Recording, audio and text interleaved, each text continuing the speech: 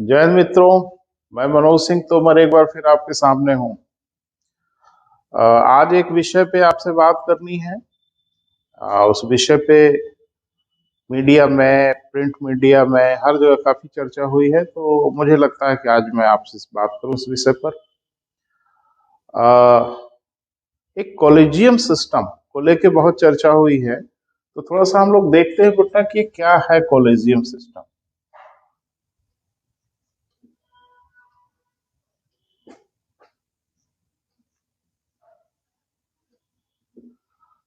बड़ी चर्चाओं में है और ढेर सारे हमारे मित्र जो प्रतियोगी छात्र हैं, विजन बहुत क्लियर नहीं हो रहा है कि आखिरकार ये मामला है। और केंद्र सरकार से बीच में कुछ गतिरोध उत्पन्न हो गया सर्वोच्च न्यायालय के बीच में, सुप्रीम कोर्ट में न्यायाधीशों की नियुक्ति के विषय में। तो उसी संदर्भ में आज आपसे बात करनी है और कोशिश करूंगा कि एकदम पारदर्शी तरीके से आपको समझाऊं। और बिल्कुल आप निश्चिंत रहें, ये पूरा सिस्टम आज तो क्लियर हो ही जाएगा कि क्या है कॉलेजियम सिस्टम, या सर्वोच्च न्यायालय में न्यायाधीशों की नियुक्ति की प्रक्रिया क्या है और ये विवाद क्यों हो गया, थोड़ा इसको समझना है। ये सब शुरू करने के पहले हम अपने संविधान के एक अनुच्छेद, एक आर्टिकल पे आपसे बात करना चाहेंगे। हमारे संविधान के नीति निदेशक तत्व, जिसको हम लोग कहते हैं directive principles of state policy, यानी भाग 4 के अनुच्छेद 50 में इस बात का उल्लेख किया गया है कि कार्यपालिका और न्यायपालिका के बीच में विभाजन होगा, यानी कार्यपालिका न्यायपालिका में हस्तक्षेप नहीं करेगी, अर्थात न्यायपालिका स्वतंत्र पूर्वक ढंग से रहते हुए अपना कार्य करेगी। ये तो हमारे संविधान के नीति निदेशक तत्वों में उल्लेखित किया गया है और राज्य से यह प्रत्याशा की गई है कि राज्य इस दिशा में काम करे। तो थोड़ा ये भी प्रकाश पर रखिएगा, इसकी आवश्यकता आपको पड़ेगी। हमारे संविधान में एक अनुच्छेद है बेटा, आर्टिकल 124 सब क्लास 2। इस पर ध्यान रखिएगा क्योंकि आगामी परीक्षाओं में पूरी संभावना है कि आपसे पूछा जाए। हमारे संविधान के अनुच्छेद 124(2) में इस बात का उल्लेख है कि सर्वोच्च न्यायालय के मुख्य न्यायाधीश व अन्य न्यायाधीशों की नियुक्ति राष्ट्रपति करेगा। अब कैसे करेगा, इसका उल्लेख 124(2) में स्पष्ट रूप से कहा गया है कि सर्वोच्च न्यायालय के मुख्य न्यायाधीश तथा अन्य न्यायाधीशों की नियुक्ति करते समय राष्ट्रपति सर्वोच्च न्यायालय तथा उच्च न्यायालय के ऐसे न्यायाधीशों से परामर्श लेगा जिसे वह उचित समझे। अर्थात कि राष्ट्रपति यह नियुक्ति तो करेगा, लेकिन यह नियुक्ति स्वयं नहीं करेगा, वरन सर्वोच्च न्यायालय और उच्च न्यायालय के ऐसे न्यायाधीशों से वह परामर्श ले जिसे वो उचित समझे। तो इसका अभिप्राय यही है कि सामान्यतः वरिष्ठतम न्यायाधीशों से परामर्श लेगा, और ये प्रक्रिया रही हमारे देश में, न्यायाधीशों की नियुक्ति होती रही। लेकिन इसमें एक उतार चढ़ाव आ गया बेटा बीच में, तो उसकी चर्चा करना बहुत जरूरी है। एक बहुचर्चित केस है, अगर आप संविधान का अध्ययन गंभीरता से करते हैं तो जरूर आपकी नजर से गुजरा होगा। केशवानंद भारती बनाम केरल राज्य 1973 का वाद। तो मामला क्या है बेटा, थोड़ा सा इसको समझना है। 24 अप्रैल 1973 को सर्वोच्च न्यायालय ने एक फैसला किया, संवैधानिक विषय पर ही एक फैसला किया, और उस फैसले से सरकार कुछ नाखुश हो गई, कुछ अप्रसन्न हो गई, और जिसका परिणाम यह हुआ कि कुछ ही घंटे के बाद, यानी केशवानंद भारती बनाम केरल राज्य का जो फैसला आया वो 24 अप्रैल 1973 को फैसला आया। तारीख फिक्स है बेटा, 24 अप्रैल 1973 के दिन केशवानंद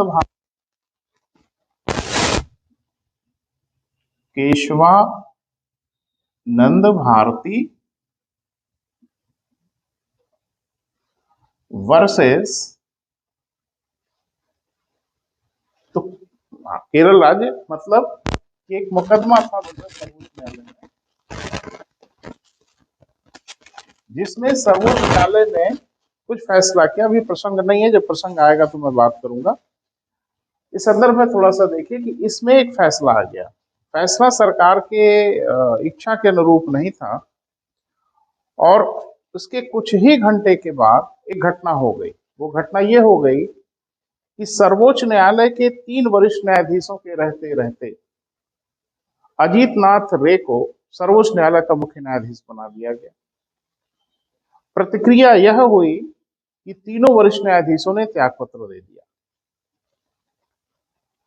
उसके बाद से मुझे लगता है कि फिर इस प्रक्रिया का उल्लंघन शायद नहीं हुआ कि सर्वोच्च न्यायालय के वरिष्ठतम न्यायाधीश को ही मुख्य न्यायाधीश बनाया जाने लगा।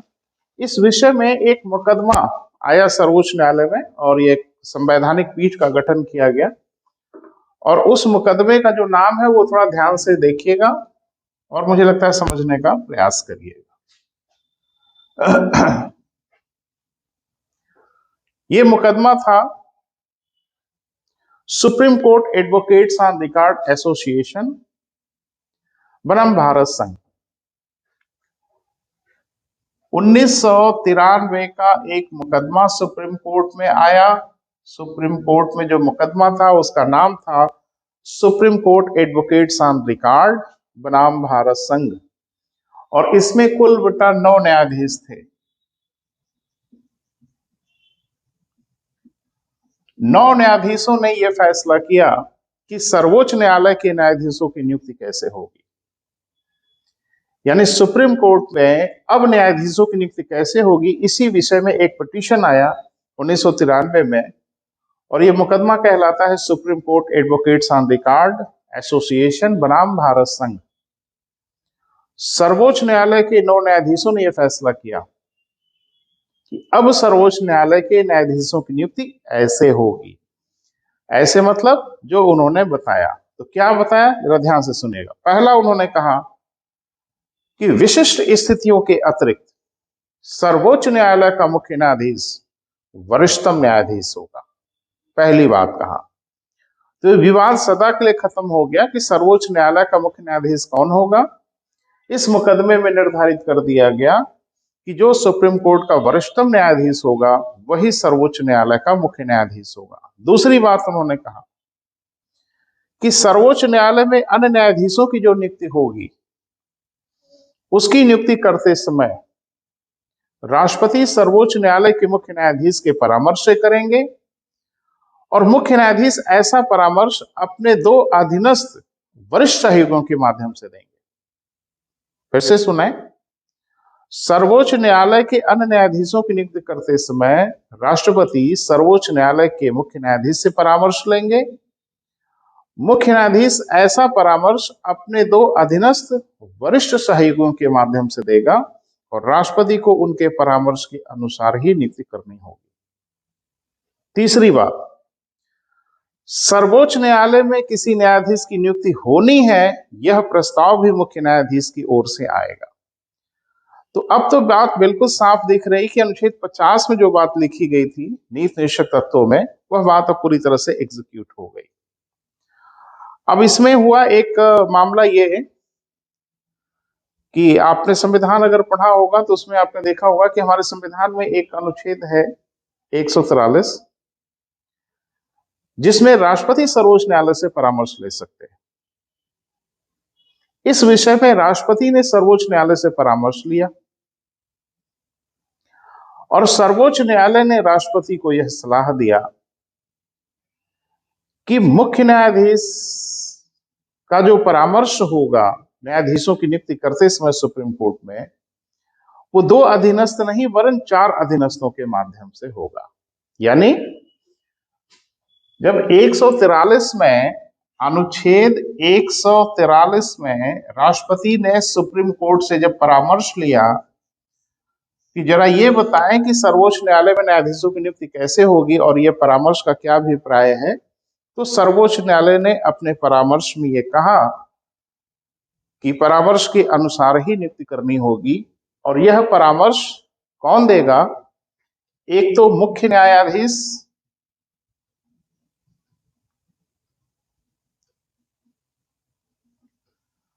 और साथ में 4 वरिष्ठ न्यायाधीशों के माध्यम से।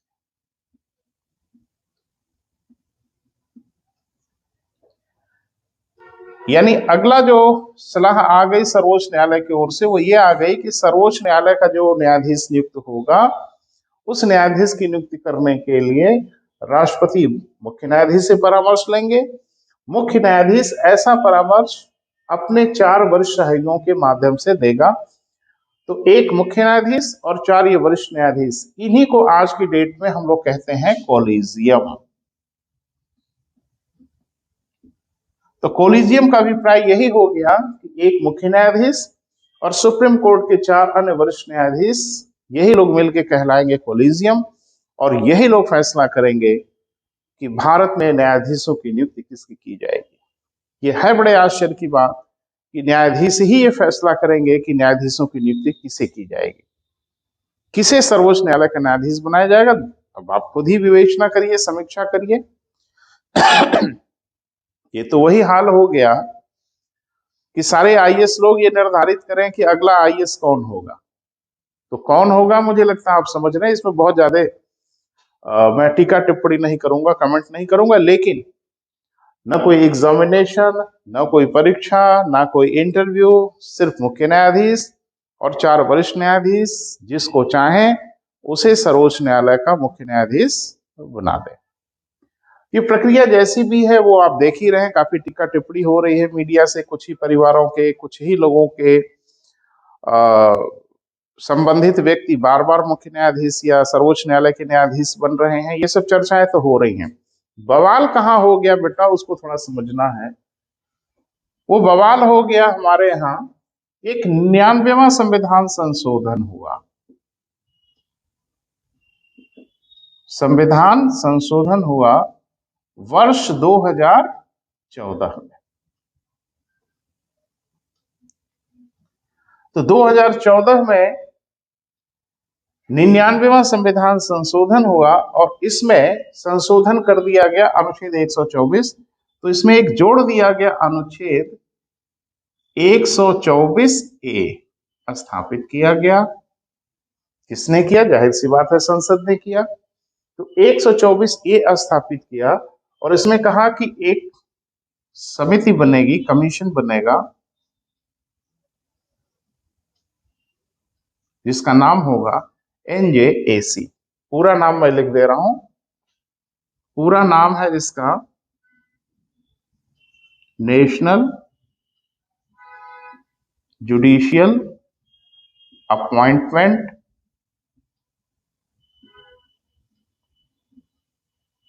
कमीशन।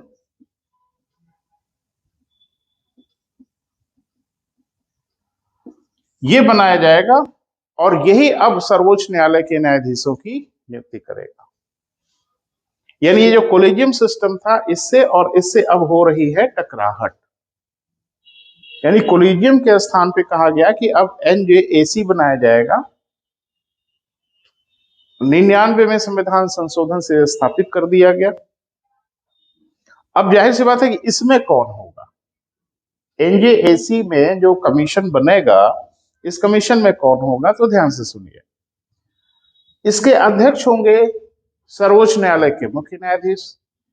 यानी NJAC के जो अध्यक्ष होंगे वो कौन होंगे बेटा? सर्वोच्च न्यायालय के मुख्य न्यायाधीश होंगे। साथ में सर्वोच्च न्यायालय के 2 वरिष्ठ न्यायाधीश होंगे।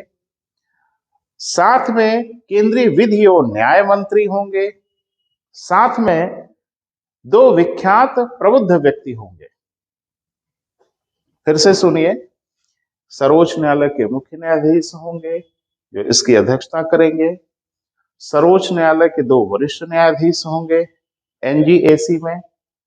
साथ में केंद्रीय विधि एवं न्याय मंत्री होंगे और साथ में 2 वरिष्ठ प्रबुद्ध व्यक्ति होंगे। यानी कुल मिला के अध्यक्ष सहित कुल 6 लोग इसमें होंगे। और ये 6 लोग अब निर्धारित करेंगे कि सर्वोच्च न्यायालय का न्यायाधीश कौन होगा। इसमें बवाल ये हुआ कि जो 2 प्रबुद्ध व्यक्ति होंगे वो कौन होंगे? अरे भाई, एक तो मुख्य न्यायाधीश होगा, इसमें कौन कौन होंगे जरा देख लें। एक तो मुख्य न्यायाधीश होंगे, 2 अन्य वरिष्ठ न्यायाधीश होंगे, 1 विधि मंत्री होंगे और 2 प्रबुद्ध व्यक्ति होंगे। अब ये प्रबुद्ध व्यक्ति कौन होंगे, इसको लेके भी एक समिति बनेगी और कहा गया कि 2 प्रबुद्ध व्यक्तियों की नियुक्ति करने के लिए एक समिति बनाई जाएगी। इस समिति के जो चेयरमैन होंगे वो प्रधानमंत्री होंगे, साथ में इसमें सर्वोच्च न्यायालय के मुख्य न्यायाधीश होंगे, साथ में लोकसभा में विपक्ष के नेता या विपक्ष की सबसे बड़ी पार्टी के नेता होंगे। ये लोग मिलकर निर्धारित करेंगे कि 2 प्रबुद्ध व्यक्ति कौन होंगे। इसमें ये 2 प्रबुद्ध व्यक्ति नियुक्त करने के लिए प्रधानमंत्री की अध्यक्षता में एक आयोग होगा। तो सिस्टम तो ये बनाया गया बेटा, लेकिन 2015 में सर्वोच्च न्यायालय ने 99वें संविधान संशोधन को अवैध घोषित कर दिया, अर्थात डाक के 3 पात, यानी बात जहां से चली घूम के बात वहीं चली आई। यानी अब भी सर्वोच्च न्यायालय के न्यायाधीशों की नियुक्ति कोलिजियम के माध्यम से होगी, और कोलिजियम में कौन है, मुख्य न्यायाधीश और सर्वोच्च न्यायालय के 4 वरिष्ठ न्यायाधीश। तो मुझे लगता है कि विजन आपका क्लियर हुआ होगा। कोलिजियम के सिस्टम में क्या परेशानी है, NJAC क्या है, इसके बारे में भी आपको राय मिली। 99वें संविधान संशोधन से इसे बनाया गया अनुच्छेद 124A जोड़ के, परंतु 2015 में सर्वोच्च न्यायालय ने इसे निरस्त कर दिया, यानी असंवैधानिक घोषित कर दिया। तो इसी के साथ अपनी बात समाप्त करेंगे। अगर वीडियो अच्छा लगे तो शेयर करिएगा, चैनल को लाइक करिएगा, सब्सक्राइब करिएगा, ढेर सारे मित्रों तक पहुंचाइएगा। Thank you so much.